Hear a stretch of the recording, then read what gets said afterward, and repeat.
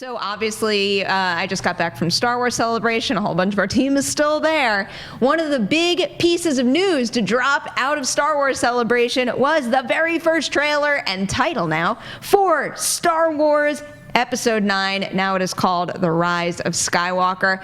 Actually, I don't think anyone on this table right now has shared their thoughts on the trailer on the channel yet. Not on the channel, no. All right, well, let's go around here. Haleigh, what's your initial reaction to watching it for the very first time? It was positive. I mean, chaotic because we were working and doing news breakouts, so I don't think I got to fully enjoy it the way, like, if you're just at home watching it, it was like, oh God, we need to write about that, and that, okay, and that. So my reaction was stressful, but excited. Okay. It made me excited that there were so many things that we immediately pinpointed that were worth talking about. I love the shot of Rey doing her super flippy flip. That really gave me some feels. I love the shot of just Kylo throwing down like a beast in the battlefield. There's a lot of details in there I'm very excited for. I was interested. The look is more almost prequel-y. The color palette is more in line with the prequel films than even maybe than The Force Awakens. There was just a lot that was really interesting to me, but overall I feel very, excited. To get into theories here really quickly, just because you brought it up, that scene at the beginning of the trailer with Rey doing her little flippy flip thing. Yeah. I mean, do you think that's reality, or is it, something a little more, out of this world, like a vision, projection, something along those lines? Well, it has a connection to, remember Yoda flipping around in the prequels in that fight with Dooku, and so it's certainly possible for a Jedi to flip around in that way. So, but it adds more fuel to the fire of people who are like, how is Rey this powerful so quickly? Right. All this kind of stuff. But get over it. Accept it. She is that, and it's such a badass shot. My question is, who's in there? Right, yeah. That's the thing, because it's not Kylo's ship. So people are like, well, who would be in there? You wonder, with the gloves and everything like that. Who is that? Who's in there, I think, is a very big question, because it does not look like his ship anymore. At all. And I don't mean just like a little bit of a touch-up or a slight paint job. It looks seriously different. But also, you just brought up, it's the rise of Skywalker, but is the Skywalker we're talking about even Rey? Because there's a lot of options here now. Yeah, I mean, I would think, people were saying that, and I'm like, if you hand me Rey for the first two movies, and then you switch it around and make it about Kylo at the end and his redemption, in 2019, if you do that with a female lead to subjugate her to push the male lead, I think you would explode the world. It doesn't make any sense to me at all. Rey is the one we want, and that's what I loved about the trailer. And I tweeted this. I said, finally, this is Rey's story. Not all this confounding subplots and muddled. This is Rey's story, and I was so excited coming out of the trailer. Lando laughing. I'm telling you this. I was 5 years old. Like, Lando laughing again made me like, I was so almost like, it was almost like Chewie were home. It was almost comparable to that moment for me.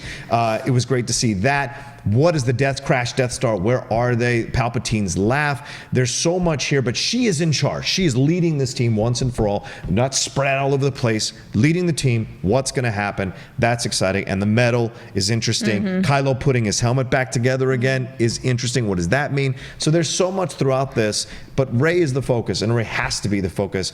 And she's a I think there's a possibility she's a Skywalker, and if she's not a Skywalker, Skywalker becomes the new Jedi. Yeah, that's the one that I'm drawn towards. Also, as someone who really does love The Last Jedi, I would hate to see that work undone. Which it does look to some extent like there will be distancing, at least, if not some reversals.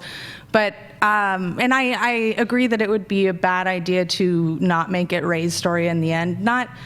Well, it would be a bad business decision at this point to make it a male story instead of a female story. Right, but he's the Skywalker rising. Yeah. Right, that's not really what would frustrate me about it. It'd be more that that's just a weird and wonky way to tell a story and build a trilogy. But I love the sort of growing, it seems to be the most popular theory growing at this point, that it's the term for the new sort of after the Jedi come the Skywalker. Well, when he says at the beginning, you're the combination of everything. Yes. And I would say one last thing, Perri. I know you. One last thing is, to you, it felt like this. The prequels, to me, it felt like the original trilogy. Like the most. It felt like the most Lucas-like Star Wars we've seen of these three films, and I was in love with the look of it, and I'm like, this is what I've been waiting 2 other films to see. And although I love Force Awakens and I can defend some of Last Jedi, this feels, if it keeps this vibe, this feels like a Lucas type film, and that made me very happy. I just want to clarify, I don't mean that as a pejorative. No, I know I'm you not don't. the biggest fan of the prequels, but Yeah. I'm in no way saying like it looks like trash like the prequels. I'm just saying that the color palettes and the way the action was shot, to Yeah. me, that's what it evoked. All these wonderful comments, and yet no one has mentioned D.O. What's wrong with you, Sarah? I mean, probably no surprise that that's a big standout element to me. And I know it sounds a little silly, but I'll never forget seeing the very first shot ever of BB-8, and it had the intended effect on me. I'm like, I need that. And then I saw BB-8 in the movie. I'm like, wow, he's not just a super cute droid. He actually does stuff that matters. So I'm hoping that D.O. is incorporated in a way that matters as well. But with the title, my head is going in a million different directions, similar to, the conversations we have about theories regarding Endgame now. But I think that it's going to have nothing to do with Rey and or Kylo as individuals. I'm liking the idea that it's almost like the new term to describe like the Jedi, the light side of the Force, something along those lines. But I also keep thinking about the fact that like Force Awakens, a lot of it was about Han Solo's journey. Then we had Last Jedi with Luke, and I know Carrie Fisher is no longer with us, but they said that they've managed to repurpose some of the material that they shot for the previous movies, and also they were able to write scenes around that.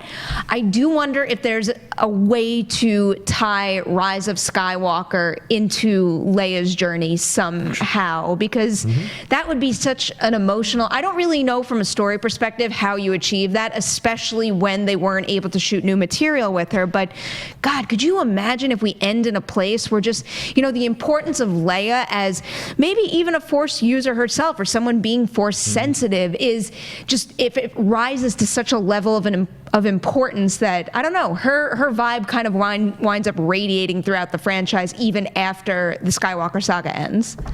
I would love that. I mean, it's an interesting thing because she never was the character most affiliated with the Force or any of that, but I really, really would pay a significant, or whatever my version of significant is, amount of money to see what their original plans were had she not passed. Yeah. And where, how what we're going to end up with parallels it or is completely different. Like, it's such a mystery we don't know. And I my heart kind of hurts for the truest version of the story that we never get. But I hope, and I feel confident just based on that tiny little clip, because it was so effective, that they found something functional. Yeah. I like it also. I do. I believe that they're going to pull this off. Yeah, I like it too. I like that. It's a good point you bring up, Perri, because they're correlative. Rey and Leia, both very strong women pursuing their goals in a way that are not necessarily about the Force. Like, it's something else that they're pursuing. Something bigger is their goal. And I like that maybe Leia has been training Rey all this time since Luke passed at the end of Last Jedi. Maybe Leia's been training her this whole time, and so because they said, there's been rumors that time has passed by the time this movie starts, and so if it has, she's been trained, so she's carrying on the legacy. She's got the blaster rather that Han gave her. She's got the There's Jedi. a Western shot for you. Yeah, that's right. I love that. And then she's got the medallion. Maybe it's Leia holding the medallion, giving it to Rey as the last thing, so that Rey carries all the lessons of the Skywalkers forward, and I think that would be incredible. I do wonder if they can even incorporate Anakin with that in mind also, because Certainly. I know there was a rumor going around that he could return, and I mean, given the fact that Palpatine is back. Yeah. I mean, being in that room. So being in the room for the episode 9 panel the entire time, of course, I'm very excited to hear any bit of information I can, but like, the panel was coming to an end, and I'm thinking to myself, you guys haven't owned Star Wars Celebration yet. What is that mic drop moment? Then they start playing the trailer, and when that laugh happened at the end, I think that was one of the closest I came to actually like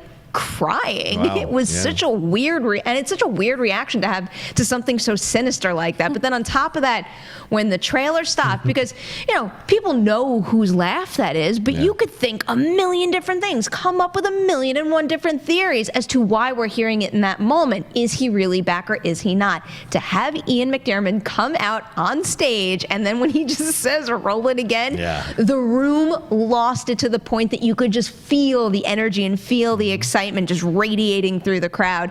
That is a convention moment I don't think I will ever forget in my entire life. It was just as powerful watching it on the live stream, in the comfort of my hotel room on my laptop, hearing the laugh. You're alone by yourself screaming, and then when he comes out, he was like, "Oh, this confirmation." And, you know, Christian is now validated that the Emperor was going to come back. A lot of people were like, "You're crazy. It's not going to happen."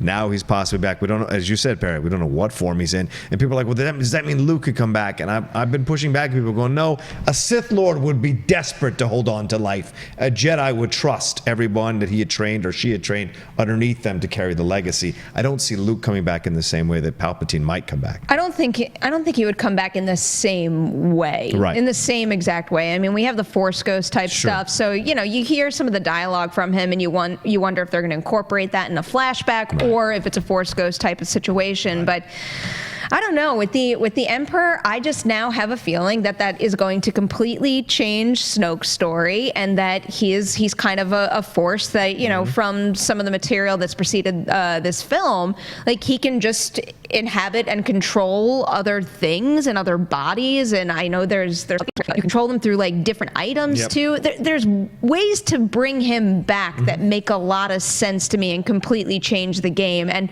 the shot of them going back to the Death Star also has, like, 1,000,000 different ideas going through my head, because, like, what are they trying to achieve there? What are they looking for? And I can't, like, this is the kind of teaser trailer I love, where every single shot in this trailer is stunning to look at and makes you feel something just based on how the visual is constructed. And two, I would probably go as far to say that almost every single shot in the trailer also makes you think of something or try to figure out something story-wise without spoiling anything, because we clearly do not have any idea which direction the series is going to head in for the ending now. I'm so excited to see what happens with Kylo Ren, being that we have now this other great evil coming in, and if they're going with a redemptive arc, how far they're going to take it. You're not into the redemptive arc? No redemption. He is an evil son of a bee. Take care of business, finish him off, and move on. I think he's going to dial deeper into the Emperor stuff. I think to connect to his grandfather, I think it's going to be a lot. Well, he is reforging his helmet. The helmet, and when he said, a lot of people are saying maybe he wasn't talking to Vader, maybe he was talking to the Emperor when he's talking to the helmet and saying, "I'm going to finish what you started." Maybe he's talking to Palpatine. And so that's... Well, just as many people are theorizing that he's the one training with Rey when she's doing the backflip. I think that's just hopeful thinking. They really want them to smash. Stop shipping him. Shipping them. It's very... it's troubling how attractive he is for how damaged he is. Like, I think most women go like, this isn't good that I feel this way. So I hope they don't pursue that. I hope they don't pursue that. I hope they don't pursue the redemption arc either.